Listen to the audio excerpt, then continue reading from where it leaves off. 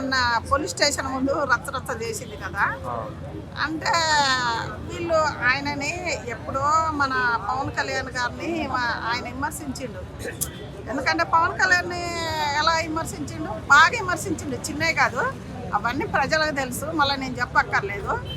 దాని గురించి కౌన్సిలింగ్కు అప్పటిది వీళ్ళు పోలీసు వాళ్ళు వీళ్ళు పిలుస్తూ ఉంటే ఈయన పోవట్లేదు.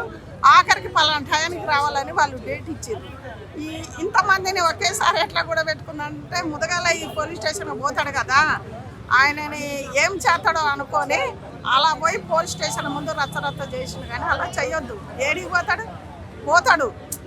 వాళ్ళ కౌన్సిలింగ్ అప్పుడు ఇలా పవన్ కళ్యాణ్ గారిని ఇలా ఎందుకు విమర్శించినావు అని అడుగుతారు కదా, ఆ కేసు మీదనే పోయిండు. దాన్ని అలా రచ్చరచ్చ దీవుల మాదిరి చేయకూడదు కదా. చేయకూడదు అసలు లెక్క అయితే పోలీసు దాంట్లో. కానీ ఇప్పుడు టీవీ పైన కూడా ప్రతి ఒక్కళ్ళు చెప్తాను, మరి పవన్ కళ్యాణ్ని మీరిద్దరు కలిసి, పవన్ కళ్యాణ్ 3 పెళ్ళిళ్ళు చేసుకున్నైనా డిప్యూటీ సీఎం అయిండు. అరే నా మొగుడు ఒక ఎమ్మెల్యే కాలేడని కూడా మాట్లాడినావు. మరి అలా పవన్ కళ్యాణ్ అన్నప్పుడు ఆలోచించి మాట్లాడాలి. దివల మాధురి అంటే నాకు కోపం కాదు, ఆయన అంటే కోపం కాదు, ఎవరంటే నాకు కోపం కాదు. ఉన్నది నేను మాట్లాడతా.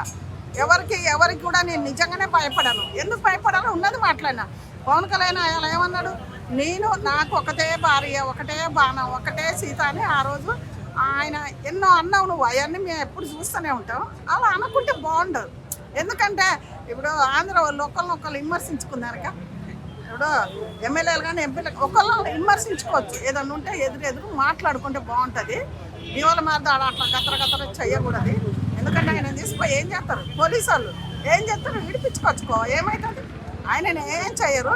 అట్లా దాని ముందు గతర చేయకూడదు. దీవుల మారి చేసింది కూడా ఏం బాగలేదు. పోలీసు వాళ్ళు కూడా అంటారు, వాళ్ళు అందులో ఆడాము కదా, ఇంకా ఈమెను తీసుకుపోయి ఏమన్నా చేస్తారా? అలా చేయకుంటే బాగుండేది. అక్కడ అది సామరస్యంగా పోయేదాన్ని. దీన్ని ఇంత ఇష్యూ చేసుకొని యూట్యూబ్లో అల్లల్లా పెట్టిండ్రు కదా, అది ఒక్కటి బాగలేదు. నేను మొన్న దీని గురించి కూడా మాట్లాడినా. అంటే ఆయన మా అందరికీ అంటలే, కానీ ఇంకా ఉన్నది మాట్లాడాలి కదా. అలా చేయకుంటే బాగుండేది. ప్రతి ఒక్కళ్ళు అదే అంటారు. ఇప్పుడు టీవీ పైన ప్రత్యేకంగా మాట్లాడతాను. ఎందుకంటే ఆ రోజు అలనాడు పవన్ కళ్యాణ్ని అన్నప్పుడు గుర్తు లేదా? ఇలా సంవత్సరం బట్టి మరి ఫోన్ చేసి రమ్మన్నప్పుడు ఎప్పుడో పోయి నువ్వు ఏమన్నావో ఏం సంగతి ఆ కేసు అయిందో చూసుకుంటే బాగుండేది. మరి ఇంత దూరం వచ్చి నాకు ఎందుకు చూసుకోవటం ఒకటే ఆలోచనతో పోలీసు వాళ్ళు పిలిచిండ్రు. అలా రచ్చరచ్చ చేయకుంటే బాగుంది.